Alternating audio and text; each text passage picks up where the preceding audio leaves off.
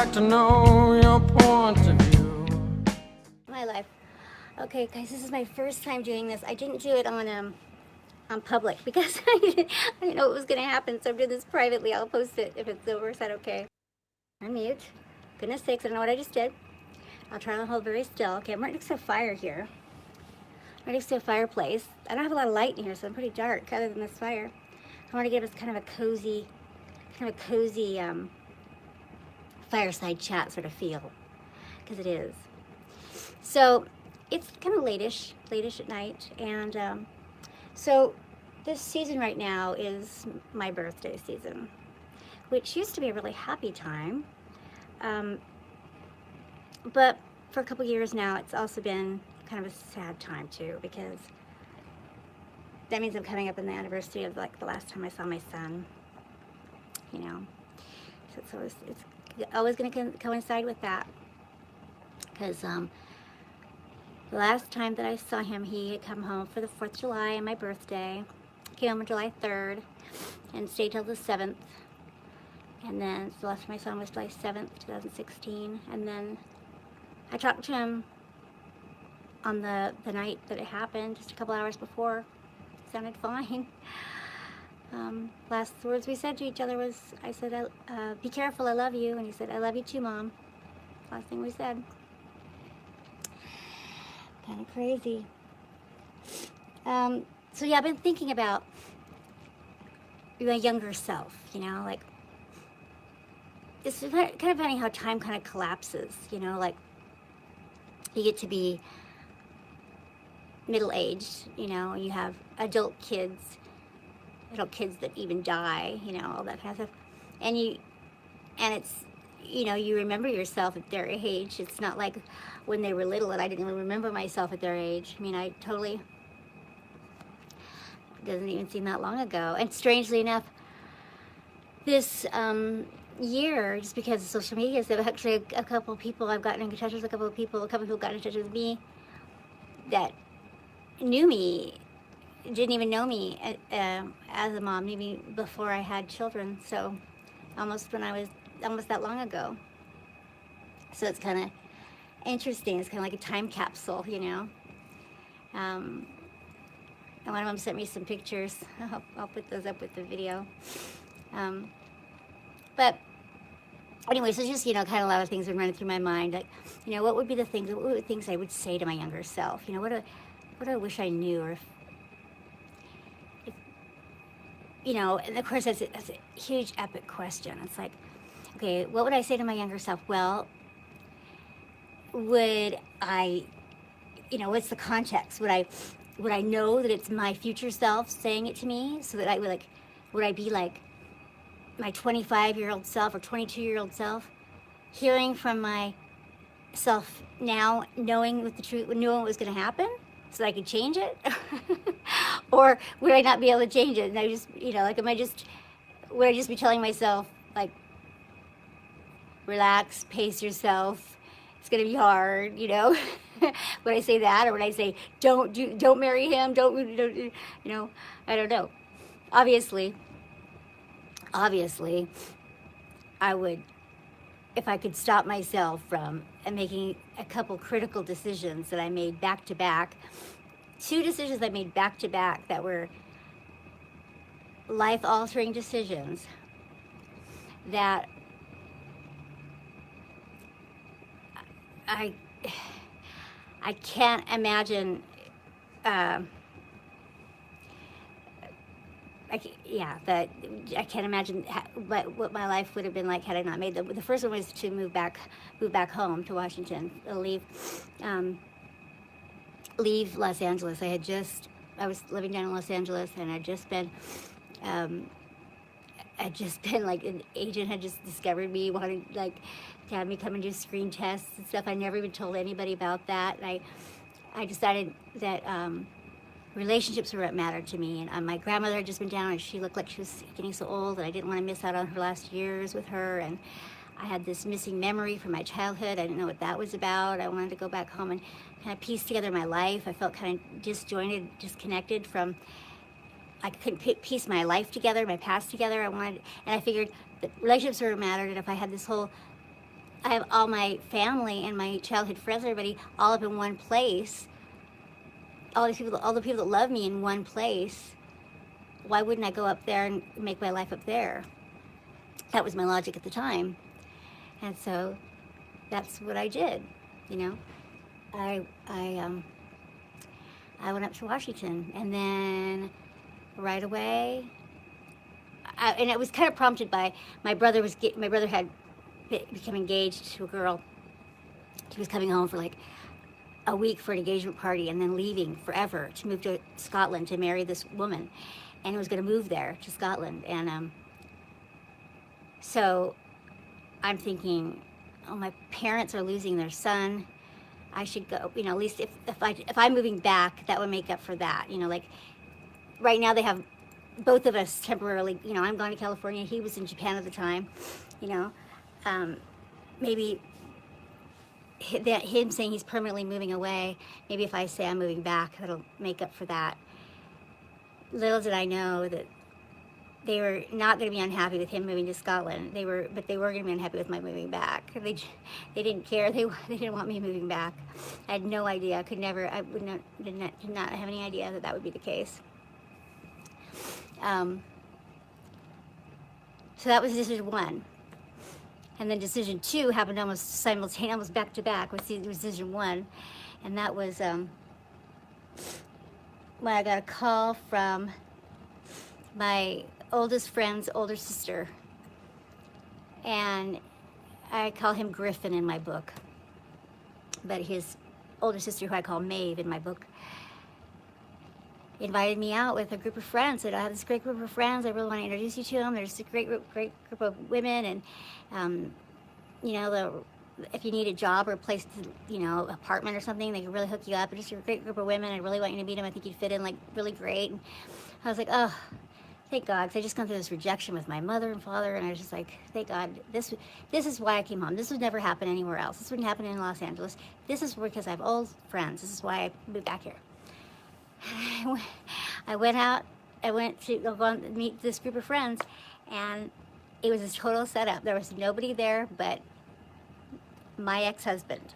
He was the only guy there. It was a complete setup. She'd done it all for him, arranged it all for him. And for a split second, alarm bells went off. Alarm bells. I was really offended at first. I was really bummed out because she had really set it up. Like, I was really flattered and excited that she had called and invited me. And then it was a scam. But I quickly told myself that it was flattering that he had gone to all this effort on my behalf to go through, to get her to do that and all that. And then also I told myself that because she set it up, he must be a really good guy, you know, that she's giving him her stamp of approval, and I respected her opinion. And so, you know, so that was decision number two. And at first, I wasn't really taking him that seriously. I didn't think it would really go anywhere. So I was kind of confessing with him, like, what was going on with me, you know, emotionally with my family.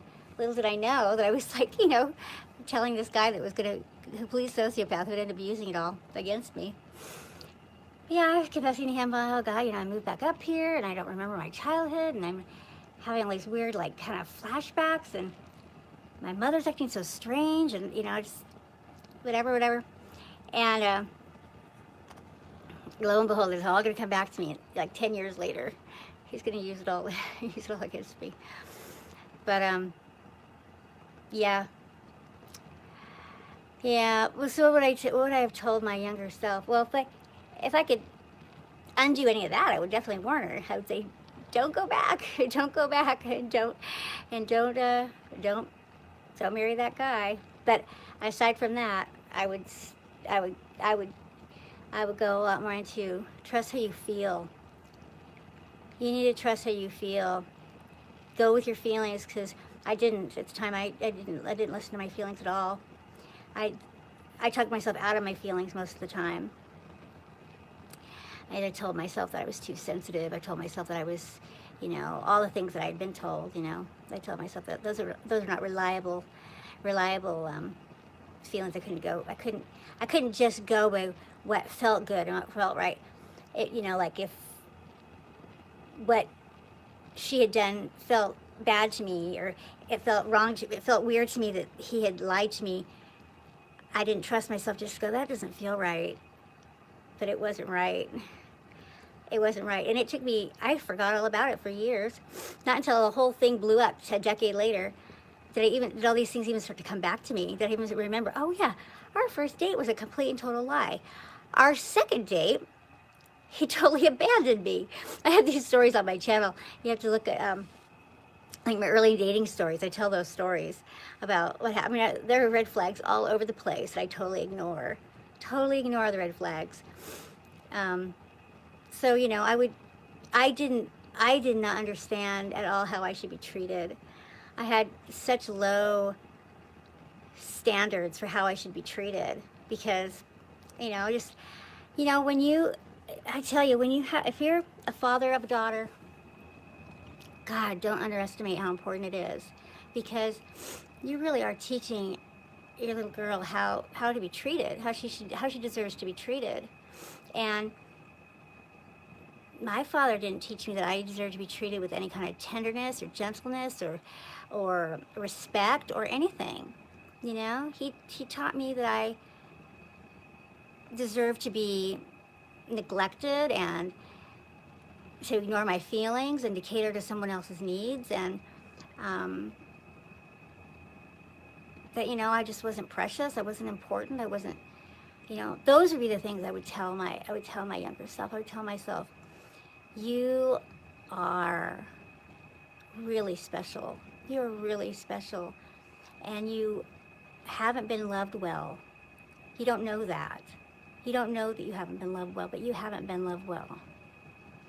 And you deserve to be loved well. You deserve to be loved unconditionally. You deserve to know how precious you are, how wonderful you are, how wonderful your big, soft, gentle heart is, and that it shouldn't be taken advantage of or made fun of, or, you know, it should be treated with utmost respect and tender, loving care. And I'm sorry it wasn't. You've been neglected. I would tell her, you've been neglected. You've really been neglected. And you need to pay attention to don't go with what feels comfortable to you, because what feels comfortable and familiar to you isn't going to be right. That is not going to be right. You have to override what chemistry, what tells you that feels right, because it's not right. It's just familiar. And if this doesn't get through, if I can't change the course of history, then I'm just going to say, pace yourself.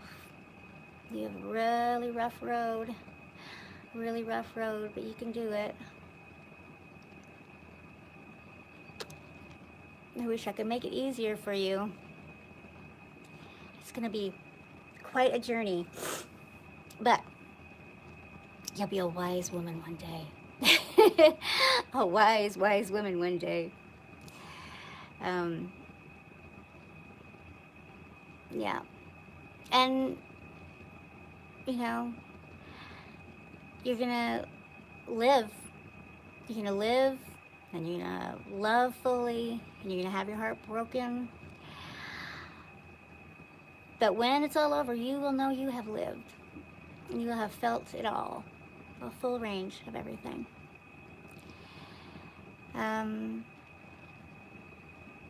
Yeah.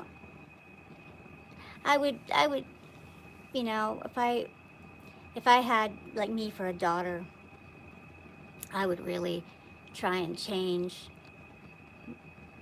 the way that I saw myself, change my value, change what I put up with. Gosh.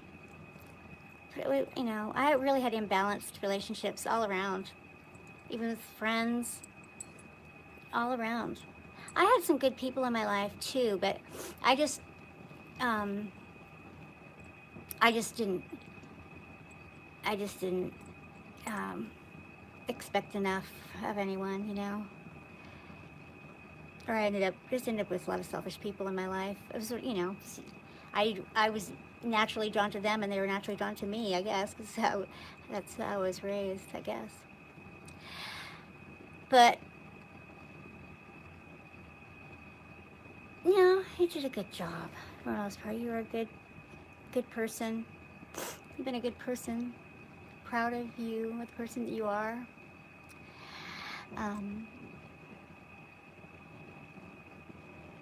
Yeah, it's hard. I've been working on this series of videos, trying to work on like post-traumatic growth and the things that come from trauma. You know, the benefits that can come from it, and you know, kind of the things that come from like mistakes. You know, you're gonna those is what Hollywood would say too. Is, you know, people a lot smarter than you will make much dumber mistakes than you've made.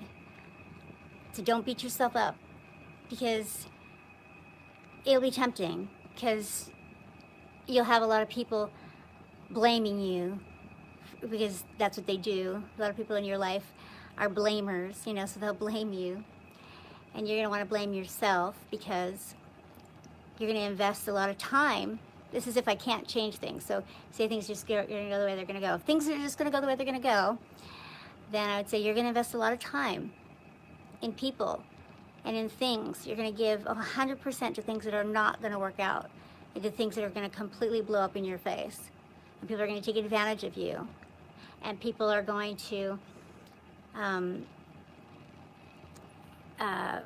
use you and then blame you for things because they have to do, because you're around a lot of really sick people. And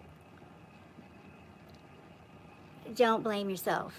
You learned from it. You know, you were doing the right thing. You went back to be with your family because you were a family-oriented person.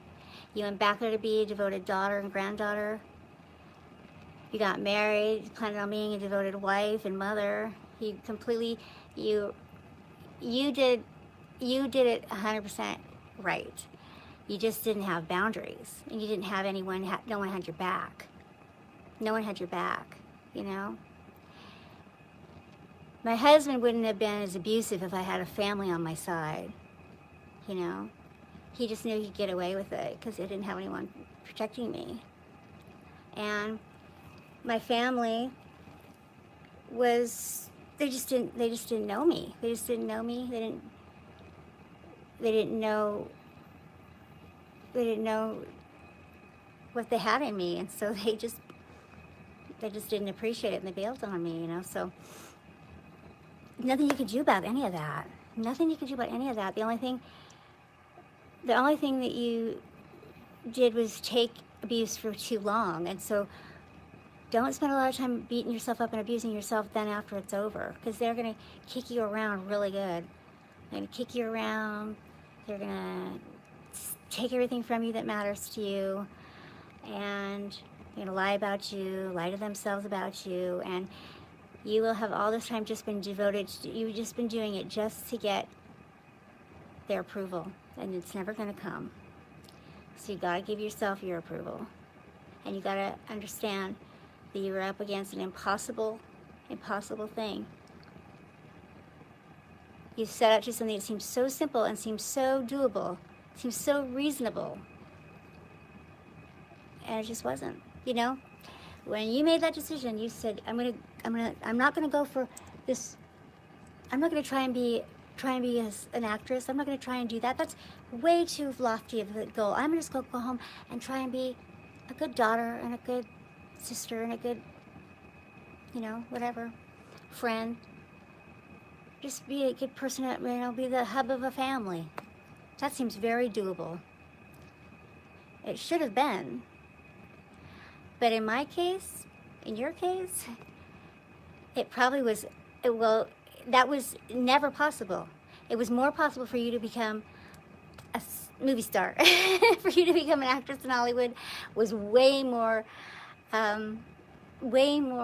likely than the fact that you were ever going to become, you know, that you were going to have this happy family life with these people. It was never going to happen.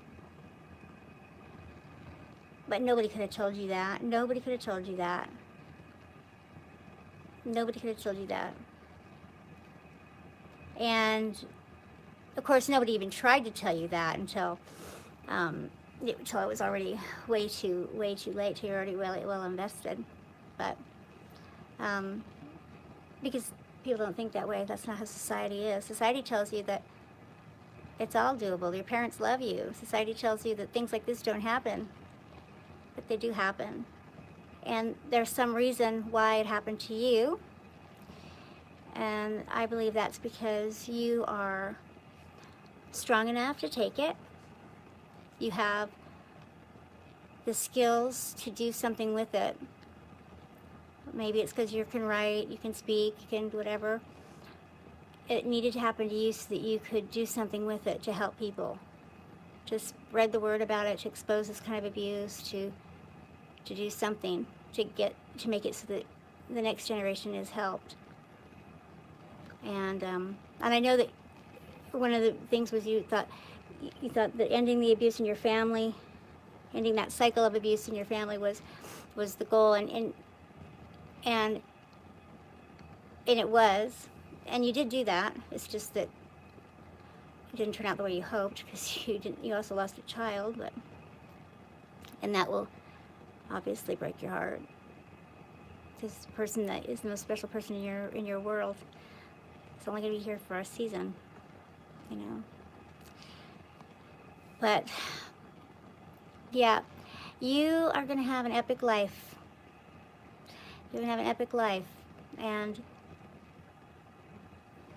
if, say, you're 22, 23, by the time your life doubles, you will not believe it. You will not believe the things that you've seen and done.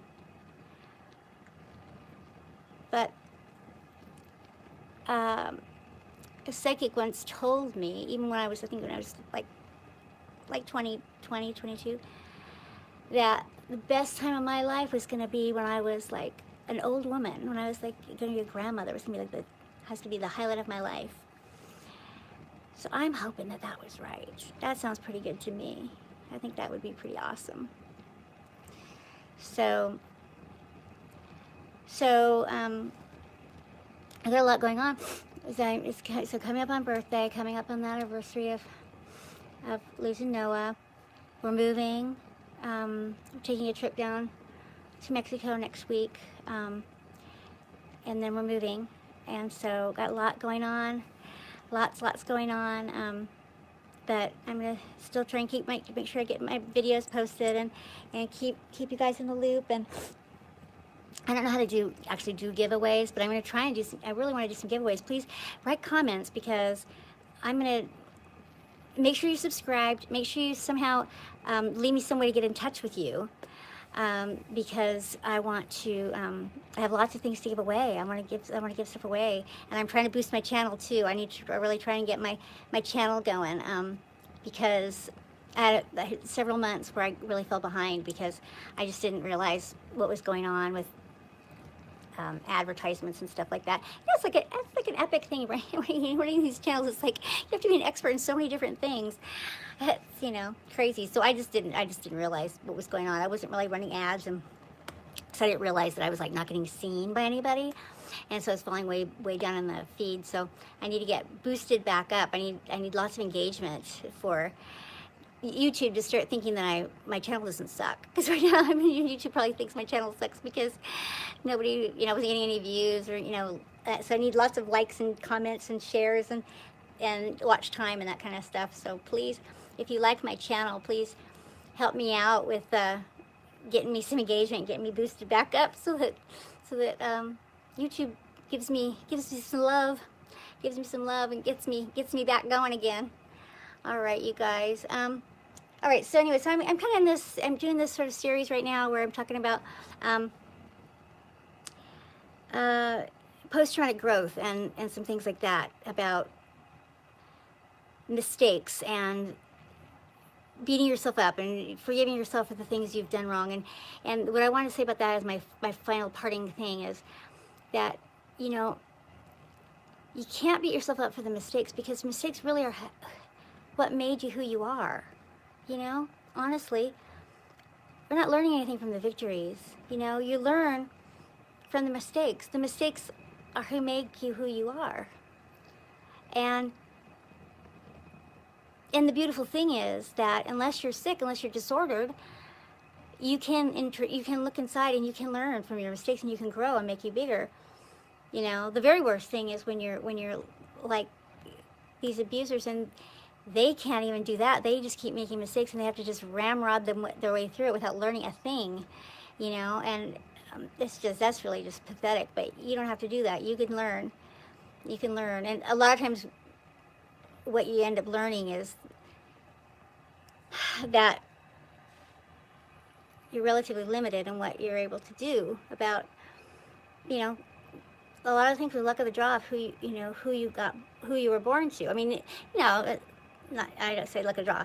That's not true. I really believe there's there's something you do about coming to an agreement about how you pick who you are born to, who your parents are. But once you're here, you can't pick, you know, who your parents are is who you are, and there was not going to be any changing them. You know, there was not going to be any changing of your parents. So the only place there was for any change was in you.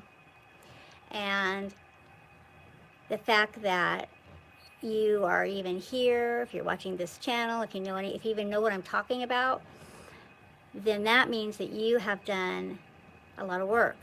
And that means that you have not done the autopilot thing, which is because the people that are on autopilot are either back being abused like we were, or they're abusers. And so if you're not either one of those things, you're heading in the right direction. And that's not an easy road. That's the hardest road to take. That's why it's the road less traveled. That's the road less traveled. And that's saying, you know, but that will make all the difference, right? That makes all the difference which road you pick. But yeah, those mistakes made you who you are. And it wasn't an easy life. You know, it wasn't an easy life. But it's the material for being a very compassionate person, for being a very wise person. And it's material for being a creative artist, for sure. If you have an art that you create, this is a treasure trove of material that it'll never run dry. Never run dry. So my son, he was a musician, and he just was like, he had a lifetime's worth of songs to sing, you know. And I'm hoping maybe he starts to sing through me, you know, teaching me how to play guitar and getting me to sing his songs. That'd be awesome. Anyway, I have lots of stuff planned for him, and what I want to do is pursuing some stuff for him too. So, you know, lots is going on. Lots of change is always in the air. Change is always happening. Okay, guys, thanks so much for your support, for being here with me on my birthday week. That's kind of like, I'm going to stretch out for like a week. All right, and take care. Thank you so much for being here, for being supportive of me and my channel and all the things that I'm doing. And please comment, write, you know, anything you would like to talk about, anything you'd like to, you know, just anything, just write it in the comments. Let me know. I'm open, I'm free, and I'm, you know, I'm always looking for ways to kind of shift the channel so that it's like a little bit unique, a little bit different, you know, in whatever area you are needing. You know, what is it that you come online looking for you're not finding? You know, maybe let me know, because maybe I can do it, whatever that is. So, okay. I'll talk with y'all later. Bye-bye.